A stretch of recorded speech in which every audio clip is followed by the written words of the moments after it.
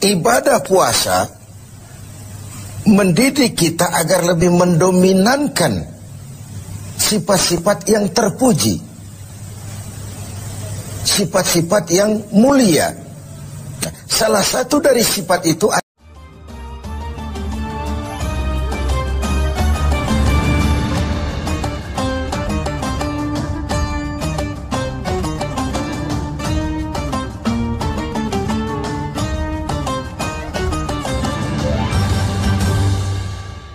setiap kita dihiasi oleh sifat-sifat yang kontradiktif.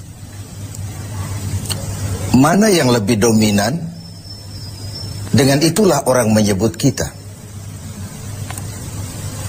Di dalam pribadi kita ada sifat sabar, ada sifat marah. Kalau sabar yang lebih dominan, kita disebut penyabar. Kalau marah yang lebih kuat, kita disebut pemarah. Sesabar apapun orang, dia mesti punya sifat pemarah.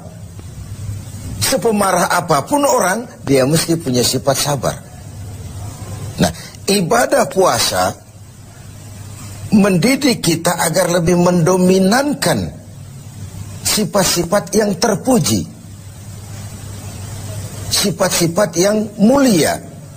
Nah, salah satu dari sifat itu adalah sabar. Sebuah hadis baginda Rasul menyatakan as-siyamu junnatun fa idza kana yaumus siyami ahadikum fala yarfus wa la yafsuq wa in sabahu ahadun aw qatalahu falyaqul inni shaim inni shaim. Puasa adalah dinding, benteng.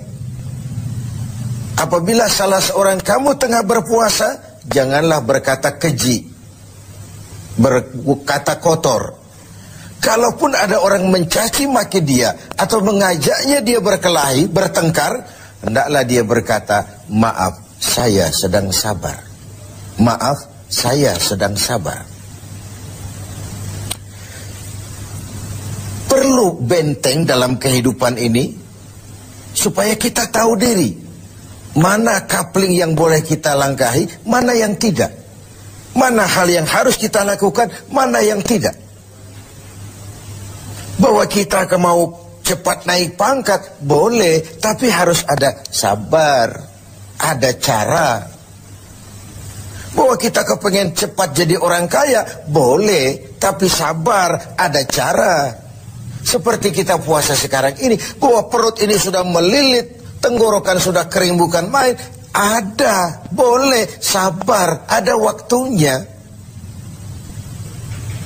Bahkan luar biasa dilatih sabar pada saat kondisi sedang peka. Dalam keadaan lapar dan haus, orang itu kan peka. Sedikit tersinggung temperatur naik. Dikala itu orang diperintahkan sabar. Kalau perut kenyang, tidak haus, uang ada, badan sehat, disuruh sabar. Sabarlah orang. Tapi pada kondisi yang peka seperti ini, 1 bulan ini untuk menghadapi 11 bulan sesudahnya, bagaimana sabar bisa menjadi bingkai kehidupan kita. Sabar di dalam mencari harta, sabar di dalam mengejar karier, sabar di dalam mengembangkan nilai-nilai luhur.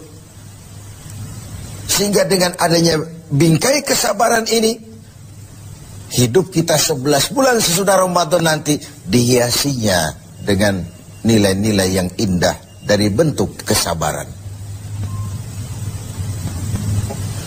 Kemudian, kapan kita harus melaksanakan sabar itu? Umumnya di 3 tempat. Pertama, sabar dalam melaksanakan taat. Sabar dalam melaksanakan apa yang diperintah oleh Allah. Karena pada saat kita sudah mengikrarkan diri, bersedia menjadi pelaksana perintah Allah, kala itulah cobaan, godaan, tantangan, rintangan selalu datang. Iblis, musuh utama kita, tidak pernah berhenti sekejap pun. Tiap kali kita berencana untuk melaksanakan taat, tiap saat itu pula iblis mengatur rencana bagaimana menggagalkan ini. Kita ingat dalam sejarah kurban, Ketika Ibrahim diuji oleh Allah, turun perintah menyembelih putranya, ujian melaksanakan taat. Iyalah kalau orang lain, anak cuma sebiji mata wayang, buah hati belahan jantung, pelanjut cerita, penerus sejarah, sudah lama diharapkan. Turun perintah seakan Tuhan ingin berkata, Ibrahim, kau memang cinta kepadaku, tapi setelah kau punya anak, masuk cinta anak ke dalam hatimu. Ayo buktikan, mana yang lebih besar, cintamu kepadaku atau cintamu kepada anakmu. Sembelih anakmu. Ketika Ibrahim akan melaksanakan perintah itu, iblis ngatur strategi. Ini gendeng ini Ibrahim, luar biasa. Kalau tiap orang punya iman seperti ini, kata iblis, nggak ada teman kita di neraka. CS kita nggak ada sudah. Ini harus digagalkan. Datang iblis menggoda Ibrahim. Kenapa mau kau sembelih anakmu? Perintah Tuhan. Tuhan cuma sentimen sama kau Ibrahim. Dia tidak kepengen kau punya keturunan. Jangan dilaksanakan. Tidak ada urusan sama kau iblis. Ini perintah Allah. Mundur. Gagal menggoda Ibrahim. Iblis pindah menggoda Siti Hajar. Barangkali perempuan lebih mudah, karena perempuan umumnya lebih panjang rambutnya dari pikirannya, lebih peka perasaannya. Hajar, kau tahu anakmu mau dibawa kemana dengan suamimu? Mau disembelih. Masa sih? Kok sampai hati menyembelih anaknya sendiri? Katanya itu perintah Tuhannya. Oh, kata Siti Hajar, kalau ini perintah Tuhan, jangankan cuma anakku Ismail, aku pun ibunya mau ikut disembelih. Tidak ada urusan sama kau. Minggir. 2 kali kecewa iblis. Gila ini. Dikira perempuan imannya lemah, malah lebih hebat lagi. Tanggung-tanggung mau ikut disembelih sekalian. Gagal menggoda Siti Hajar. Turun iblis menemui Ismail kecil. Ismail, kau mau dibawa kemana sama bapakmu? Gak tahu. Kau mau disembelih? Kenapa mau disembelih? Katanya itu perintah Tuhan. Kalau perintah Tuhan, iblis, zahir batin saya siap, zahir batin saya ikhlas. Iblis mau bicara lagi, Ismail ngambil kerikil kecil. Idhab ya la'in. Pergi laknat terkutuk kau. Tengoklah iblis, dia berputar saja di rumah tangga kita. Suaminya mantap, dia datang kepada istri. Istrinya teguh, dia datang kepada anak. Tidak akan berhenti usahanya di dalam kita menggagalkan upaya agar kita jangan mentaati perintah Allah. Sabar di dalam taat. Yang kedua, sabar di dalam meninggalkan maksiat, di dalam meninggalkan yang dilarang. Orang tahu kita peminum, sudah mau berhenti, ada saja, kau jangan bertingkah lah, kau kemarin kan pakarnya, sekarang aja. Sudah berhenti kita berjudi, Allah sekali-sekalilah. Sekali-sekali gak apalah, banyak saja bujukan, rayuan agar kita kembali kepada penyakit lama. Meninggalkan maksiat, meninggalkan yang dilarang Allah pun perlu kesabaran. Karena bukan main godaannya. Sebagaimana halnya juga dengan puasa ini. Puasa di Jakarta, di kota-kota besar, insya Allah pahalanya lebih besar daripada puasa di desa terpencil. Kenapa? Godaannya tidak seberat di kota besar. Di kota besar kita lihat tulisan gede-gede, hormati orang puasa. Di bawah yang makan biasa.